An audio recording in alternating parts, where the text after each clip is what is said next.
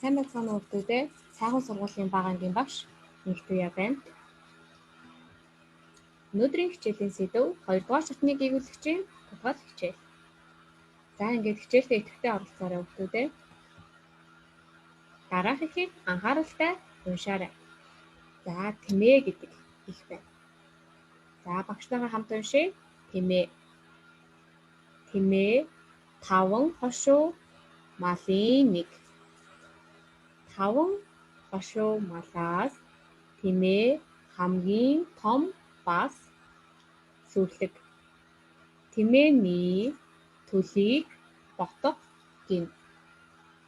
Эр тэмээг ат, эм тэмээг инг гин.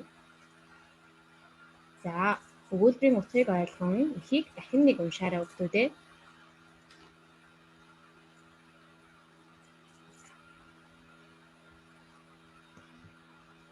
За даалгавар 1.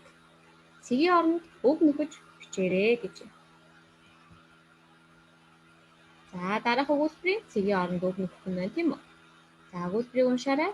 5 хошуу малаас хамгийн том. За 5 хошуу малаас хамгийн том амьтан сая ихээс ямар амьтан гэж уншсан билээ хүүхдүүдээ?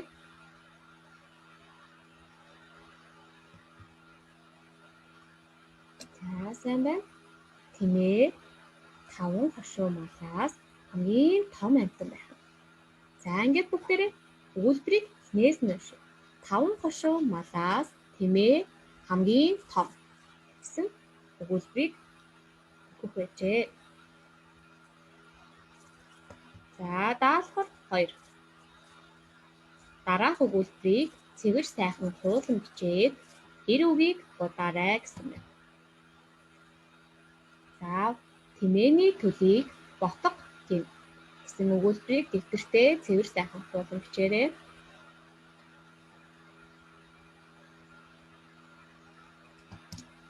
За хуулан бичснийхаа дараа бидний гүйцэтгэх дараагийн даалгавар бол эр үгийг будаарай гэсэн байна. За эр үгийг будаарай гэсэн байна. Шин дараагийн даалгаврыг тодруулъя. За эр үгийг өгүүлбэрээс хамтдаа олъё. За өгүүлбэрийн хамгийн ихний үг тэмээний гэсэн үг. За тэмээний гэсэн үгийн ихшгүүдийг бүгдээрээ харъя. За и гэсэн эм их шиг орсон учраас тэмээний гэдэг үг маань өөрөө эм үг байх нэ. За дараагийн үг төлийг. Төлийг гэдэг үгэнд и гэсэн мөн эм их шиг орсон байна. За тэгэхээр төлийг гэдэг үг маань бас эм үг байх нэ. За дараагийн үгийг харъя. Ботго. За ботго гэдэг үг нь гэсэн эр их шиг орсон байна. За тийм учраас энэ үгийг бүгдээрээ будах нэ. За ингээд өнг ялгаад будаарай хүүхдүүдээ. Ботго гэдэг үгийг будах нь. За будахтаа хосчгоноос илүү гарахгүйгээр цэвэр нямбай буд. За сүүлийн үгийг харъя. Гин. За гин гэдэг үгэнд мөн эм их шиг орсон учраас энэ үг эм үг байх нэ. За дараагийн тасгалыг ажиллая.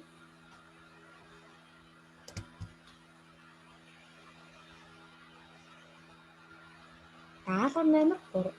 Зөв харгалзуулаарай гэсэн байна. За эхний үг эр тэмээ, эм тэмээ, инг, ат. За энд зөв харгалзаа үүсгэх нь тийм үү? За эр тэмээг юу гэж нэрлэдэг вэ хүүхдүүдээ? Сайн байна. Эр тэмээ ат. Эм тэмээг инг гэж нэрлэдэг шүү дээ. За энэхүү харгалзаа дэвтэртээ цэвэр сайхан бичээрэй хүүхдүүдээ.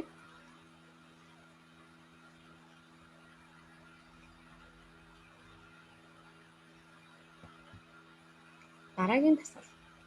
За дараах амьтдыг нэрлээд бичээрэй хүүхдүүдээ. Ямар амьтан байна? За эхний амьтан.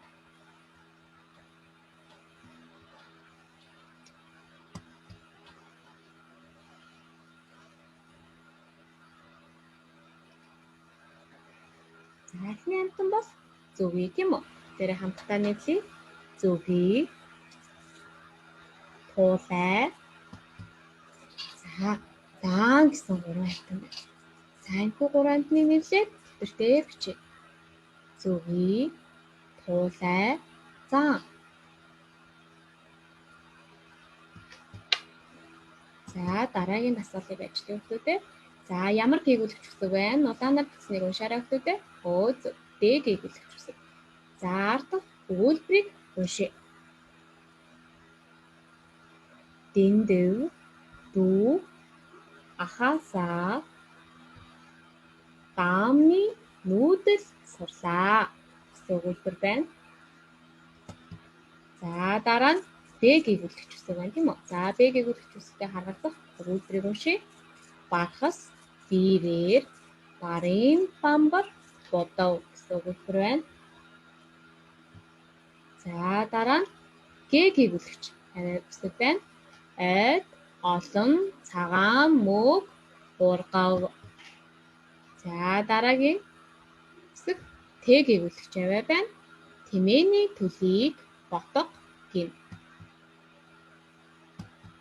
За Ц гээгүүлэгч үсэг цэцэрлэгт цагаан, цэцэг, бургав.